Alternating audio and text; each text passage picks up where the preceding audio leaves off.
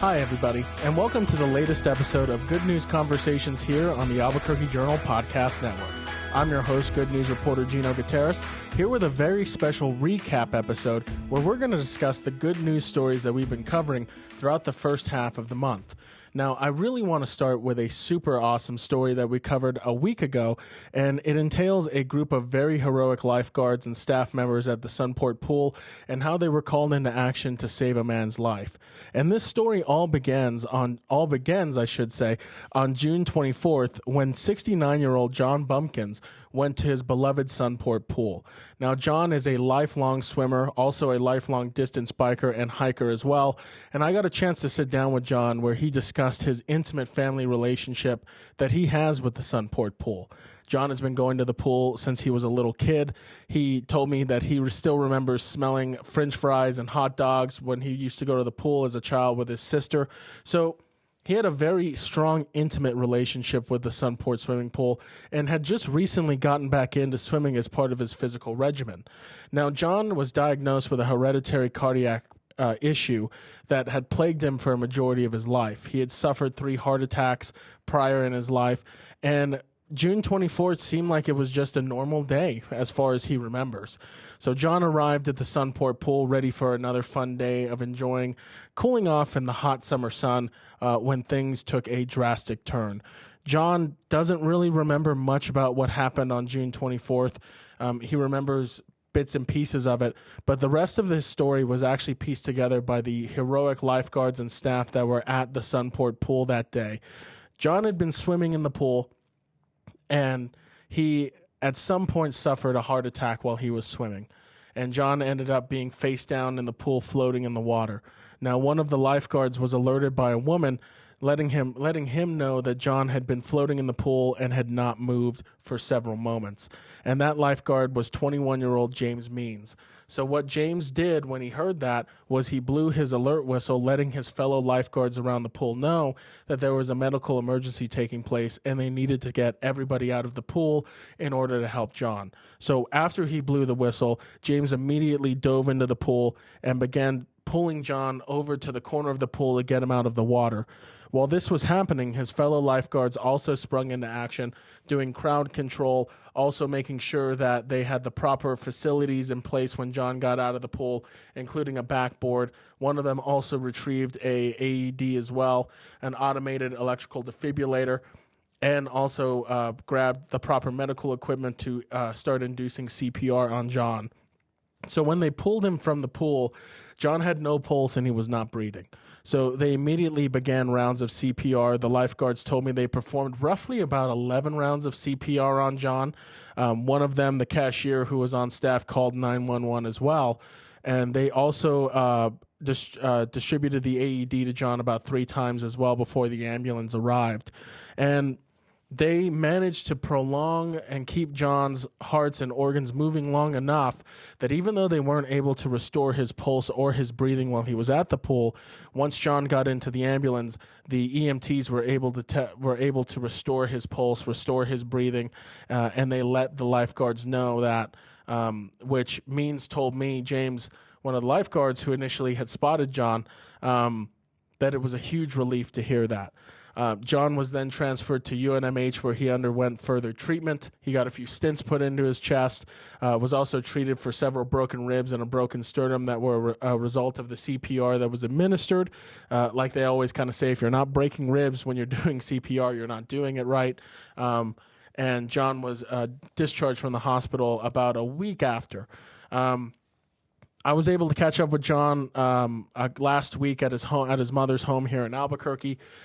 Despite feeling the effects of the broken ribs and the sternum, he could not have been in any higher spirits. He had a gigantic smile on his face. When I asked him about the entire ordeal and how he felt that his life had been saved by lifeguards who acted so heroically, John could just describe it as truly a miracle. He kept saying that it was a miracle that he was still alive, and just a credit to the way the lifeguards were able to perform under pressure, the fact that they remained calm. They were not overcome by the situation. They stuck to the training that they do on a bi-weekly basis that trains them on how to handle these medical emergencies and how to handle, when these events happen. And when I talked to the lifeguards, they really credited those biweekly trainings as kind of showing them how to act. And when the medical event with John happened, they said the training just kicked in. It was second nature to them. Because I was curious, a lot of these lifeguards were young. They ranged in age from 15 all the way up to 28. I asked them, what was that experience like? Were you ever nervous? Were you ever scared when this took place? And all of them said no. They were, they remained calm under pressure. They said that training, the instinct just kicked in. And because of their quick and decisive actions, John Bumpkins is still alive today. And also in recognition of their actions, they were recognized during a ceremony at the Albuquerque Fire and Rescue Academy last week by Mayor Tim Keller and Albuquerque Fire and Rescue Chief Emily Jaramillo as well. They were presented with plaques of their recognition for their actions in saving John's life, which was awesome to see. All of the lifeguards that were involved, there were quite a bit of them, in fact. There were a total, I want to believe, of about 7 or 8 total lifeguards that were recognized, and it was a pretty unbelievable feat by all of them. John said that he is still recovering at home, but he is hopeful to get back to the pool soon because he's anxious to meet these young people that saved his life. Again, he could not have been more grateful for their actions. The lifeguards could not have been more humble about what they did. They basically said that they did their jobs. And what their jobs did ended up saving John's life. And because of that, they were not only recognized by the community, but they have a very anxious swimmer who's anxious to get back to the pool, not only for swimming, but to also thank the individuals that saved his life. So a very impactful story, a classic case of, people going above and beyond the call of duty, even though this is a part of the lifeguards training.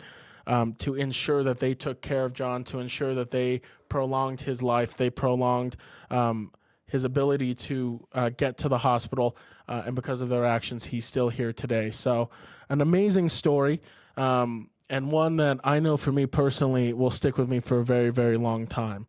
Another really cool story that I got the chance to work on as well is the Bernalillo County Care Campus's Peer Living Room, which is a program that was opened in 2022 by the Care Campus, which is a campus for people who are seeking help with, any sort of mental or substance abuse issue. The Peer Living Room is a very unique program where as it's a part of the Care Campus, but it's also separate in a very unique way, and I'll explain why.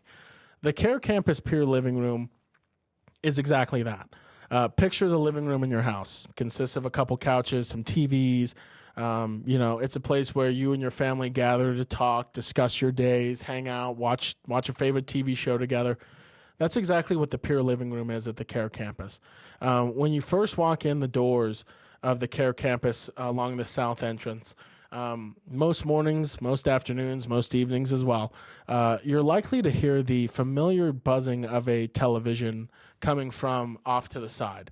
And when you turn off to the side, you'll see a glass wall with the name Adon Charkara Living Room Center, named after a local Albuquerque advocate who advocated for substance and mental abuse advocacy, also for the unhoused as well. And this living room is named after him in his honor.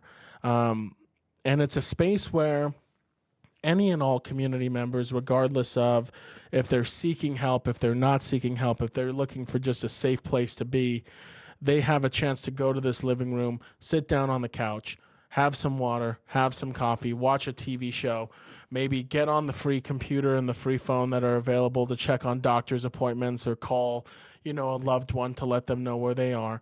And they can stay for as long as they want. This living room is open Monday through Friday, 7 a.m. to 7 p.m.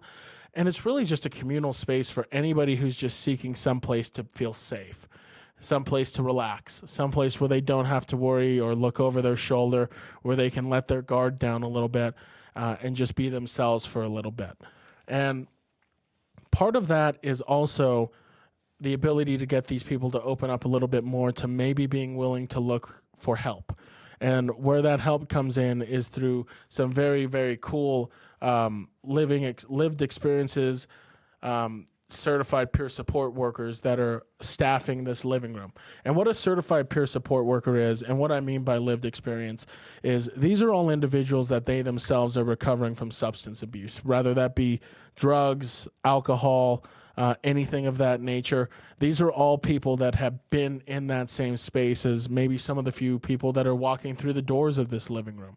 And I talked to one of those peer support workers, Rosa Baez, and she kind of really talked about the importance of having that lived experience and why it makes such a significant difference for these people. And she really said that the client knows that it's not coming from a clinical book when they talk to them, that those peer support workers have lived that experience. They can relate, they can empathize, they understand on some sort of level what that individual might be going through. And the reason why that support is so important, Baez says, is because it shows these individuals that there's a light at the end of the tunnel, that there's hope for them on the other side. Because she goes on to tell me that some of these people don't have the support of their friends, they don't have the support of their families. So if they ever want to get clean, if they ever want to take that first step into getting help, these certified peer support workers fill that void and help them get that extra bit of support they need to pursue that next step to recovery. So the peer living room really serves two purposes. It's that safe space that I discussed before where community members can just go and enjoy themselves and not have to worry about their safety or where they're going to be or who's around them. But it also provides a safe space where they can open up and let their guard down in a way where they may be willing to start to seek help. They may be willing to find that courage to accept that they might need help for a substance abuse, a mental health issue, or whatever kind of issue they're going through. It's so important for them to have those counselors there, to have those peer support workers there that are willing to be that stepping stone for them to find that support. And because of the work that they're doing at the Peer Living Room, they were actually recognized with the 2024 Achievement Award from the National Association of Counties. And that's a non-competitive honor that just recognizes innovative county programs from around the nation. And it's an amazing thing to see this program get recognized. I had not heard about the Peer Living Room prior to visiting them a couple weeks ago to learn more about the work they're doing. And I was just kind of honestly really floored. It's such a unique, amazing idea to provide that safe space for community members.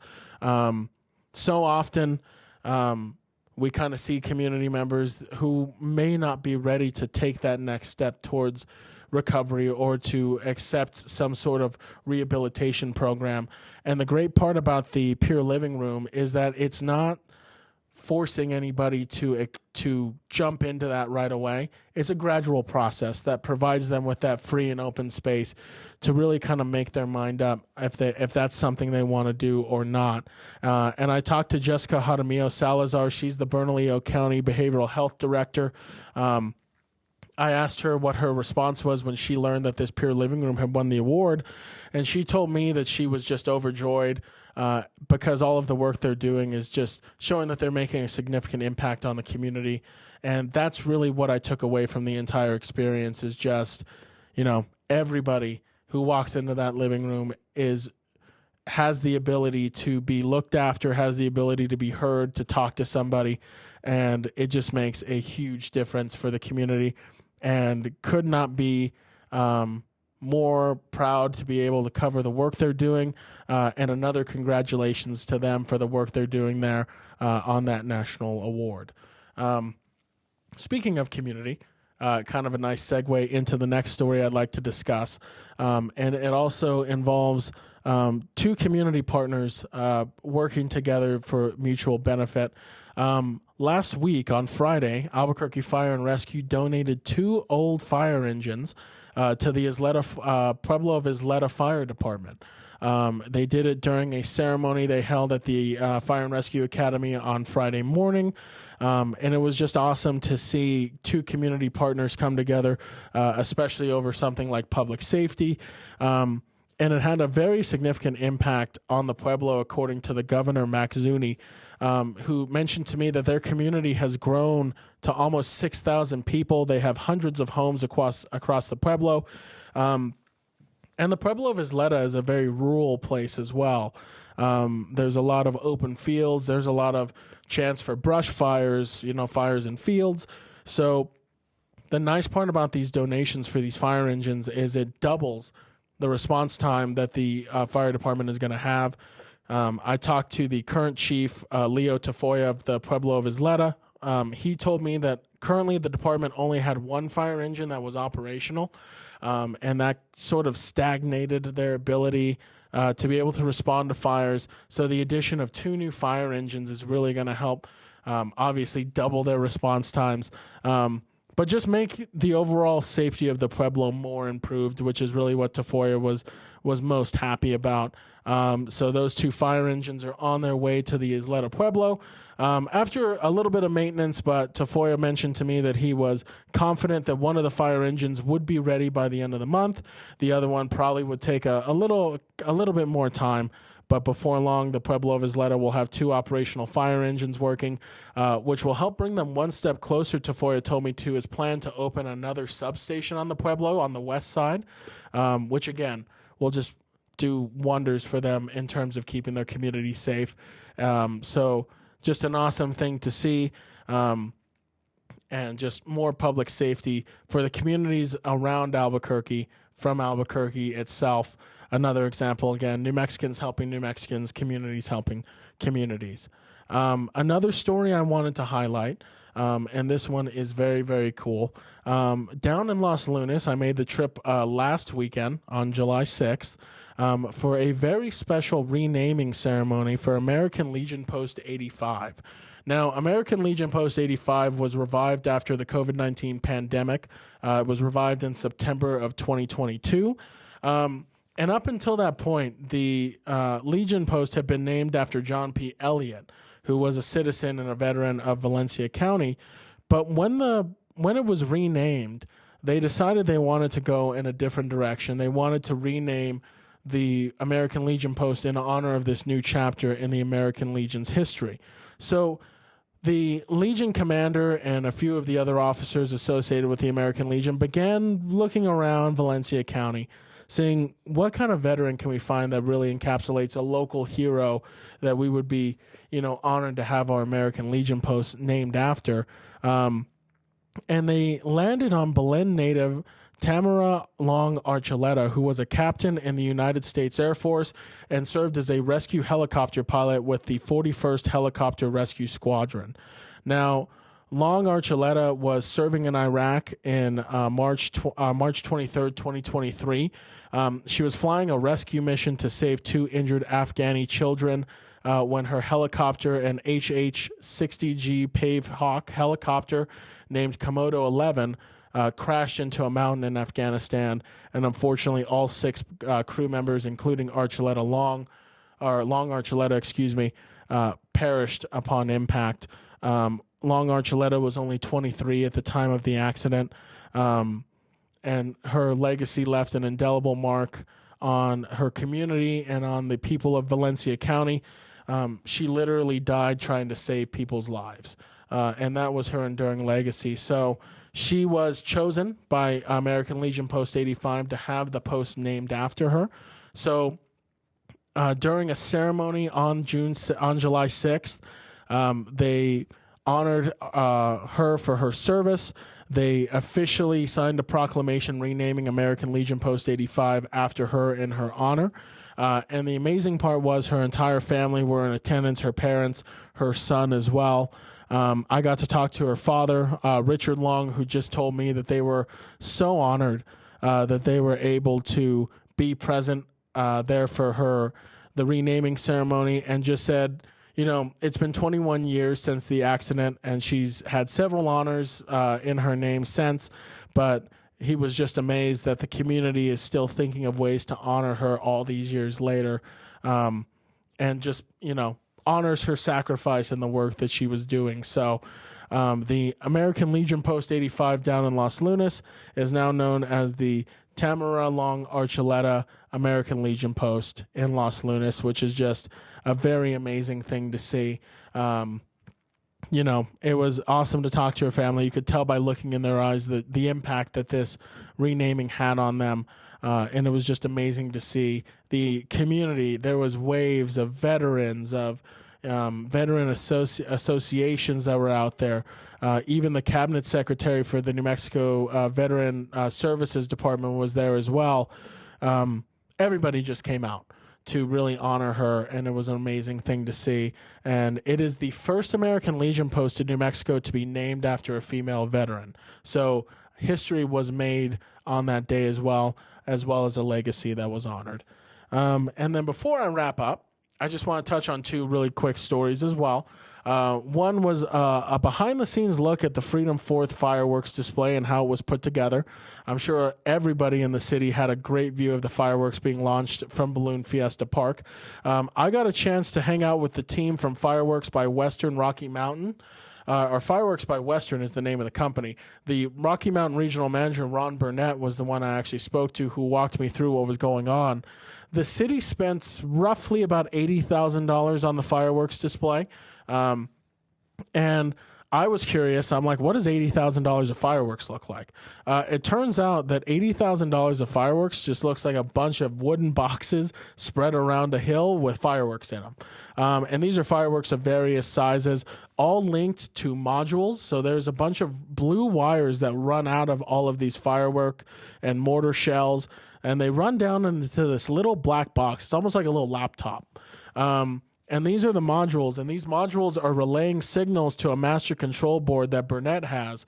So the entire show was programmed. So Burnett literally had it down to a science where he would just press buttons coordinated with numbers that would correlate to that particular batch of fireworks. So, for example, if he hit 1, then the fireworks that were assigned to 1 would launch into the air, and so on and so forth. The show roughly lasted about 19 minutes. A pretty small amount of time when you consider that Burnett and his team were putting this together for 3 days. But very cool to see, how the fireworks were put together, the behind the scenes of them. His crew was working under the hot sun all the way into the late evening to get that fireworks display done. And from what I saw, it was an amazing show. I know people look forward to it all the time. And his crew will be back for Zozobra coming up here pretty soon as well. So they have some roots here in New Mexico, and they will be back not before long. And the last story I want to highlight is about making a big splash. The new splash pad that was opened at the Westgate Community Center a couple weeks ago. This community center is in one of the newer ones in the city. It's been going through several phases of construction and renovation and so on and so forth. So city and state officials celebrated the opening of the splash pad through phase 2. And we got to see a bunch of the kids enrolled in the summer program there at the Westgate Community Center take full advantage of the splash pad. I won't lie, I considered getting in the splash pad because of how hot it was. But it was awesome to see the kids enjoy that. Governor Michelle Lujan Grisham was also on hand. She even got on the splash pad with a few of the kids and kicked some water around. And in addition to phase 2, some classrooms were also added as well for early childhood care. A new multi-purpose room was added that will be able to serve senior meals in general, also host games and things of that nature as well. So all around, there's something for people of all ages at the Westgate Community Center now, which is what was really stressed with the completion of phase 2 was the ability to make a community center that appeals to everybody in the community, that offers something for people of all ages. And it was just awesome to see the difference between the kids having fun on the splash pad and then seeing the seniors getting served their lunches as I was leaving as well. Really showing that these community centers are multi-generational gathering places for families who have ties deeply rooted in their communities. And it's just awesome to see.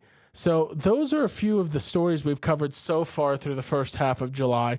As you can kind of tell, it's been a pretty jam-packed month with a lot of different stories covering a lot of different topics. As I look ahead to the back half of the month, it's going to be even more busy. We have a lot of really, really cool stories coming up that I'm very excited about. The Good News Beat is never one that lacks for content, and I love each and every story that I get the chance to cover. And if you at home have an idea for a good news story that you want to have attention spread on, feel free to shoot me an email at goodnews@abqjournal.com or give me a call at 505-823-3940. I get most of my story ideas from you, the public. You guys have been amazing at sending me story tips and ideas, and I take a chance to read each and every one of them. So again, if you have an idea for a good news story, feel free to reach out and let me know. But that's all for this episode of Good News Conversations. I'm looking forward to being back soon with another guest who is featured in one of my good news stories. Until then, thank you so much for watching, and I will see you soon. You can find this episode and all of our podcasts on the Albuquerque Journal website, albuquerquejournal.com, as well as YouTube, iTunes, Spotify, and SoundCloud. If you enjoy our podcast, please like and subscribe and consider becoming a digital subscriber to the Albuquerque Journal to help us continue to bring you content like this. See the show notes for a discount code on a digital subscription or go to www.albuquerquejournal.com/subscribe/ABQpods/ and enter the promo code ABQpods. This gets you a digital subscription to the newspaper for $3 per week, normally charged monthly at $12. That's a savings of $9. Thank you for joining us, and read, hear, and watch.